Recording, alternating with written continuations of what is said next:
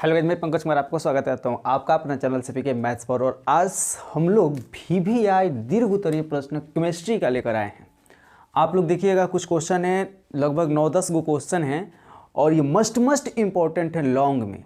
उम्मीद करते हैं और आशा करते हैं कि आपके जो एग्ज़ाम में जो 6 क्वेश्चन आते हैं जिनमें 3 आंसर देना होता है, शायद मिल जाए, मिलना ही है। तो चलिए हम देखते हैं कौन कौन वो क्वेश्चन है। इस सब का आंसर शीट हम डिस्ट्रीब्यूट करा देंगे, आप सभी लोगों को आंसर शीट दे देंगे। हम देख रहे हैं कि सभी लोगों को आंसर शीट में प्रॉब्लम हो रहा है, तो चलो बिना देर के हुए हम लोग स्टार्ट करते हैं। हम आंसर शीट प्रोवाइड करा देंगे, सभी को समझा भी देंगे। आप कमेंट में कीजिएगा आपको क्या कैसे चाहिए। देखिए यहाँ पर क्या है, आयोडीन सबसे पहला क्वेश्चन को हम लिए हैं। आयोडीन से क्वेश्चन, ये क्वेश्चन जितने भी 5 नंबर के क्वेश्चन है सारे लगभग 2 से 3 बार पूछ चुके हैं। आप क्वेश्चन बैंक देख लीजिए। देखिए आयोडीन के मुख्य स्रोत समझिए, आयोडीन के मुख्य स्रोत क्या है आपको याद करने हैं। देखो कोई भी 5 नंबर का क्वेश्चन है, 2 बातें आप हमेशा ध्यान में रखिएगा।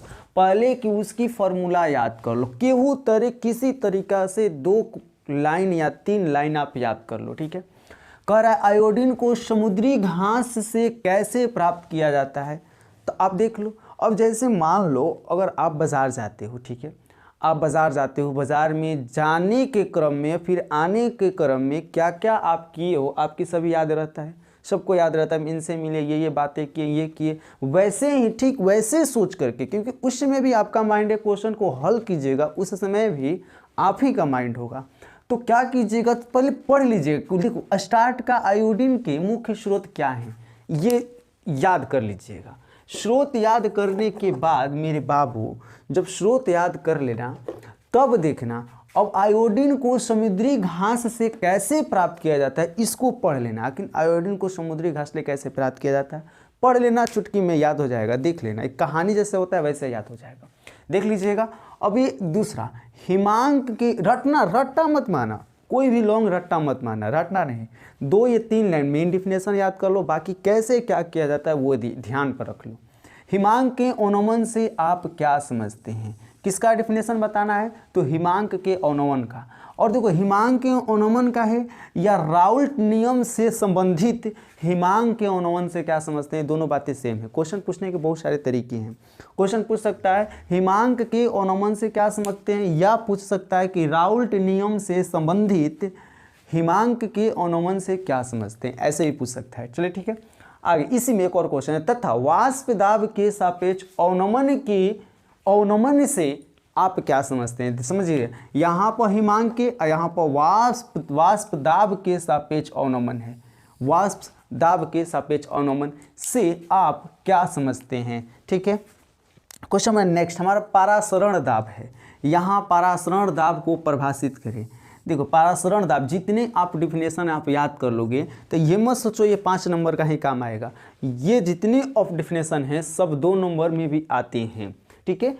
पूछा है कई बार आयोडीन के मुख्य स्रोत क्या क्या है बताओ, ये भी पूछा हिमांक के अवनमन से आप क्या समझते हो बताओ, कल 2 नंबर के डिफिनेशन बस हो गया। वाष्प दाब से आप क्या समझते हो बताओ, राउल्ट नियम क्या है आप बताओ। यहाँ से आप बहुत सारे शॉर्ट क्वेश्चन आप क्रिएट कर सकते हो, ठीक है।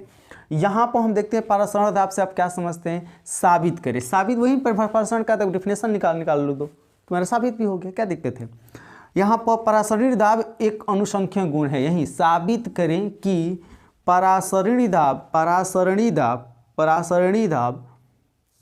एक अनुसंख्यक गुण है, एक अनुसंख्यक गुण है। आप देख लीजिएगा, ये हम बता दें, ईयर भी बता देते हैं, किस किस साल पूछा है तुरंत बता देते हैं। कॉपर के मुख्य अयस्क क्या हैं, ध्यान दीजिए। कॉपर के मुख्य, कॉपर के जगह कभी कभी जास्ता भी दे देता है। कॉपर के जगह क्या देता है, कभी कभी जास्ता आपको पता है, जास्ता एकदम प्योर, जिसे हमने के भोजपुरिया बोले नहीं जाओ वैसे ही जास्ता दे देता है। तो घबराइएगा मत, कॉपर दे या जास्ता दे कोई दिक्कत नहीं है। आप एक याद कर लो, क्वेश्चन पूछने के कितना भी तरीके हैं वही आंसर देना।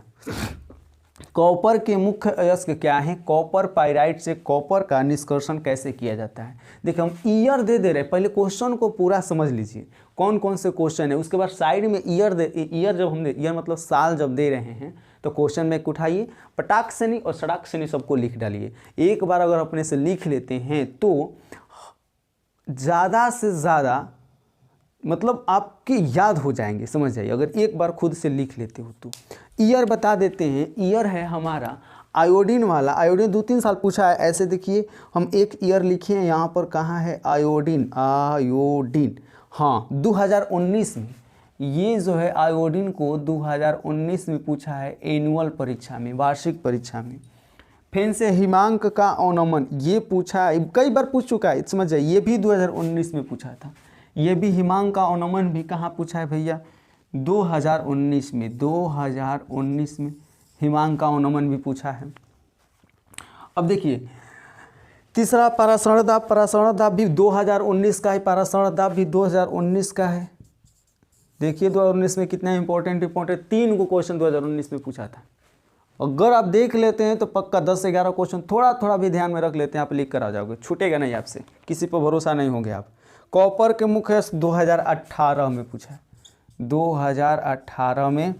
या कॉपर ऐसे देखोगे जिंक भी देता है, जेडन नहीं, जिंक और कॉपर अलग अलग है, हाँ जेडन, जिंक जेडन है, कॉपर हमारा शिव होता है। चलिए ठीक है, कॉपर या तांबा देगा, ठीक है समझिए, कॉपर या तांबा देगा, जिंक हमारा अलग होता है, ठीक है, कॉपर या तांबा देगा, जिंक जास्ता वो अलग है, ठीक है। अब देखिए जास्ता नहीं, जास्ता हम गलत बोल दिए, जास्ता नहीं जिंक। तो ये 2018 में पूछा है कॉपर के मुख्य अयस्क क्या है, कॉपर पाइराइट से कॉपर का निष्कर्षण कैसे किया जाता है। चलिए क्वेश्चन नंबर 5 को, क्वेश्चन नंबर हम लोग नेक्स्ट देखते हैं, नेक्स्ट नंबर 6 नहीं 5, 4 तक देख लिए, 5 देखते हैं। 5 क्या है, जिंक ब्लेंड अयस्क से जस्ता धातु का निष्कर्षण की सिद्धांत का वर्णन कीजिए। ध्यान दीजिए, कह रहा है कि जो जिंक ब्लेंड है इसके अयस्क से जास्ता कैसे निकाली जाती है, उस सिद्धांत का वर्णन करो, यही आपको बताना है।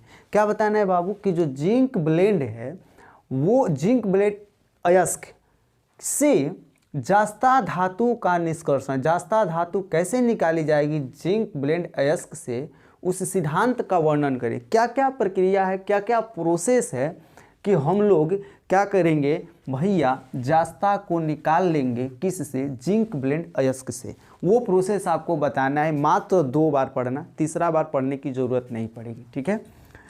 अब देखिए 6 क्या है, 6 कह रहा है कि फेरे चुंबकीय, फेरो चुंबकीय तथा पारा चुंबकीय में क्या अंतर है। किस में अंतर बताना है, फेरो चुंबकीय तथा पारा चुंबकीय में क्या अंतर है, ये बताने हैं आपको, ठीक है। हम तुरंत ईयर बता दे रहे हैं, आप थोड़ा सा पेशेंस रखिए, कौन कौन से ईयर में पूछा। अगला क्वेश्चन है कार्बोहाइड्रेट क्या है, समझिए कार्बोहाइड्रेट क्या, ये हमारे जो हैं 2 नंबर में भी पूछ चुके हैं। इनका वर्गीकरण कैसे होता है, यानी कि कार्बोहाइड्रेट का किन किन वर्गों में बांटा जाता है, कैसे कैसे बांटा जाता है, ये आपको बताने हैं। आगे देखिए, संपर्क विधि द्वारा गंधकाम्ल उत्पादन के सिद्धांत को समीकरण के साथ उल्लेख कीजिए। समझिए, संपर्क विधि द्वारा, किस विधि द्वारा भैया, संपर्क। संपर्क कहने का मतलब कभी कभी इंग्लिश में दे देता है कॉन्टैक्ट, कभी कभी इंग्लिश में दे देता है कॉन्टैक्ट विधि द्वारा। बताओ, कॉन्टैक्ट विधि द्वारा, वहीं संपर्क, कॉन्टैक्ट करना, किसी को संपर्क करना। कहता है कॉन्टैक्ट विधि द्वारा गंधकाम्ल उत्पादन के सिद्धांत को, ये लगभग 3 से अधिक बार पूछ चुका है। 1-2-3 बार संपर्क से पूछा है, अभी 2021 में पूछा था, और फिर क्या बोलते हैं, संपर्क न दे करके कॉन्टैक्ट लिख दिया था, कॉन्टैक्ट का आकार। तो घबराना मत, क्योंकि दोनों एक ही बात, कॉन्टैक्ट कहो या संपर्क कहो। संपर्क विधि द्वारा गंधकाम्ल उत्पादन के सिद्धांत, यानी गंधकाम्ल कैसे उत्पादित किया जाता है, उस सिद्धांत को समीकरण के साथ उल्लेख करो। बताओ क्या क्या होता है, आप बताओ, ठीक है। आप पढ़ लीजिए इसको, ये भी तुरंत याद हो जाएगा। पक्का कहते हैं कहानी जैसा पढ़ना, कहानी समझ करके पढ़ना, आपको याद हो जाएगा। अगला 9 नंबर है, जो ये भी 2021 में पूछा था। अब आप कहोगे कि 2021 वाला क्यों बता रहे हो, क्योंकि 2021 वाला थोड़े ना पूछेगा। एक बात ध्यान दो, हम हर ईयर को देखे हैं। 2018 का लगभग 1-2 ठो क्वेश्चन 2019 में पूछा है, 2019 का क्वेश्चन 2020 में पूछा है, 2020 का क्वेश्चन 2021 में पूछा है। तो इसलिए चांसेस बनती है कि 2021 का भी क्वेश्चन 2022 में पूछते। घबराइए मत, आप एक बार देख लीजिए, देखने में क्या जाता है। क्वथनांक के उन्नयन से आप क्या समझते हैं, ये तो 2 नंबर में पूछता है। क्वथनांक के उन्नयन, केवल इतना 2 नंबर का पूछता है। क्वथनांक के उन्नयन से आप क्या समझते हैं, जबकि 5 नंबर का पूछेगा तो आगे बढ़ा देगा। क्वथनांक की उन्नयन तथा घुल्य अणुभार, समझिए, क्वथनांक की उन्नयन तथा घुल्य अणुभार के बीच संबंध स्थापित करना है। दैट मीन्स एक सूत्र याद कर लो, हो जाएगा तुम्हारा काम। क्वथनांक के उन्नयन और घुल्य और उभार से रिलेटेड से संबंधित एक सूत्र याद कर लो, संबंध स्थापित करना। चलो स्थापित नहीं करेंगे, केवल सूत्र भी लिख देंगे तो हमारा काम बन जाएगा। चलिए हम देख लेते हैं ये किस किस ईयर में पूछा है। तो क्वथनांक वाला पूछा है मेरे भाई 2021 में। अब देखिए क्वथनांक के बाद संपर्क विधि वाला आते हैं, ये पूछा है 2009 में। 21 में भी पूछा है, 2-3 साल पूछा है। अभी हम जो लिखे हैं 2009 से क्वेश्चन लिए हैं। हम देख रहे थे कि 2021 में भी पूछ दिया है। फिर आगे देखते हैं कार्बोहाइड्रेट भी 2020 में पूछा है। कार्बोहाइड्रेट 2020 में पूछा है, 2020 में कार्बोहाइड्रेट पूछा है। ठीक है, अब देखिए फेरोचुंबकीय तथा पाराचुंबकीय में क्या अंतर है। तो फेरोचुंबकीय ये भी 2-3 बार पूछ दिया है। हम जो लिए हैं 2011 से लिए हैं। आपको बता दें कि ये जो है 2021 में पूछा था। ठीक है, अब देखिए फेरोचुंबकीय हो गया जिंक ब्लेंड वाला। जिंक ब्लेंड जो है ये पूछा था 2020 में बाबू, 2020 में पूछा था।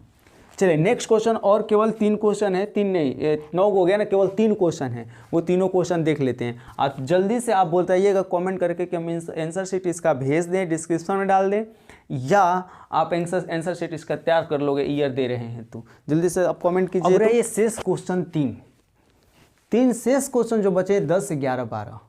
10 से 11, 12 में हम देख रहे हैं जो पहला क्वेश्चन है, लोहे के 2 मुख्य अयस्कों का नाम लिखिए।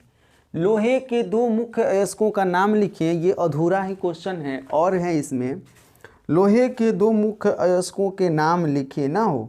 हाँ, इसे अयस्क से प्राप्त करने की सिद्धांत विधि बताएं।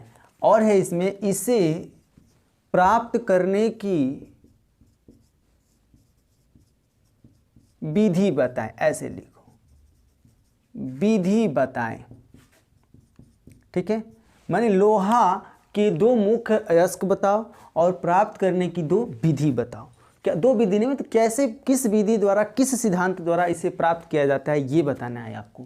अगला क्वेश्चन हम लोग का 11 है, एल्युमिनियम के मुख्य अयस्कों के नाम दे। सेम क्वेश्चन, अंतर सिर्फ इतना है कि इसमें लोहा है, इसमें एल्युमिनियम है। पीछे जिंक पढ़े, फिर क्या पढ़े भैया, कॉपर भी पढ़े, आयोडीन भी पढ़े। तो ये इनमें से 1-2 क्वेश्चन आने ही आने हैं, ये फिक्स है। मुख्य अयस्क मैंने ये निष्कर्षण से बोल रहे हैं, आने हैं। 12 क्वेश्चन में 3 क्वेश्चन लिख लो। बनाने की विधि का वर्णन करें। एल्युमिनियम के मुख्य अयस्क के नाम दें तथा अयस्क से लोहा बनाने की विधि। यहाँ क्या, इसे बनाने की विधि, दैट मीन्स लोहा बनाने की विधि। यहाँ एल्युमिनियम से लोहा बनाने की विधि बताओ। एल्युमिनियम से लोहा बनाने की विधि, एल्युमिनियम से कैसे लोहा बनाया जाता है, इनकी विधि बताना है। ठीक है, अगला 12 जो क्वेश्चन है वो है अभिक्रिया का वेग स्थिरांक क्या है। 2 नंबर का भी पूछता है।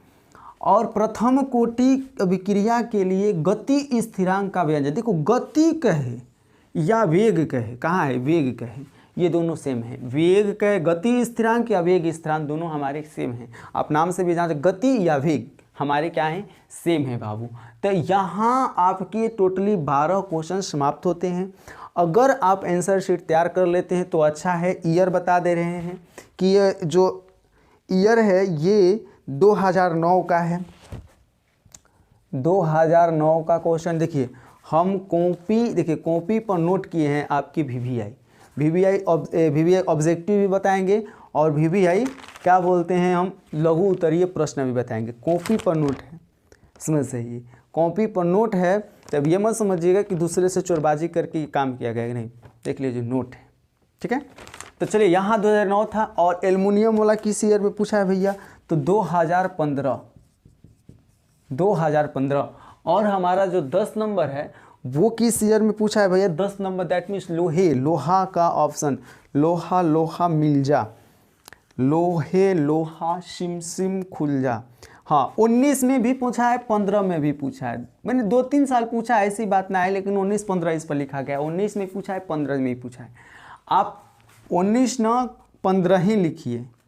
ठीक है, आप 15 ही लिखिए, 2015 ही लिखिए। तो अगर आप आंसर शीट तैयार कर लेते हैं तो अच्छा है, अदरवाइज डिस्क्रिप्शन में हम डाल देते हैं। मिलते हैं आपसे नेक्स्ट वीडियो में। हाँ, एक बार जरूर कहेंगे, आप ऑब्जेक्टिव का देख लीजिएगा, मस्ट ऑब्जेक्टिव है, वहीं से आएगा, ये फिक्स है। क्योंकि हम जो मैथ गाइड किए थे ऑब्जेक्टिव का, ऑब्जेक्टिव तो आप मिला लीजिएगा, ऑब्जेक्टिव सारे ऑब्जेक्टिव लड़े हैं। देखो मैथ में सब्जेक्टिव हम लोग गेस नहीं कर सकते हैं, लेकिन फिजिक्स केमिस्ट्री में गेस कर सकते हैं, ये फिक्स है। हाँ, ऑब्जेक्टिव देख लीजिए, मिला लीजिएगा, कम से कम हमको लग रहा है 30 से 35 नंबर टच किया है, 50 को आंसर देना होता है। और हम बता दें, ऑब्जेक्टिव भी देख लीजिए केमिस्ट्री का, और साथ ही साथ लघु उत्तरीय तुरंत वीडियो हम अपलोड करेंगे, उसको भी देख लीजिए, ठीक है। आपसे मिलते हैं नेक्स्ट वीडियो में, तब तक के बाय, खुश रहो, मस्ती से अपना एग्जाम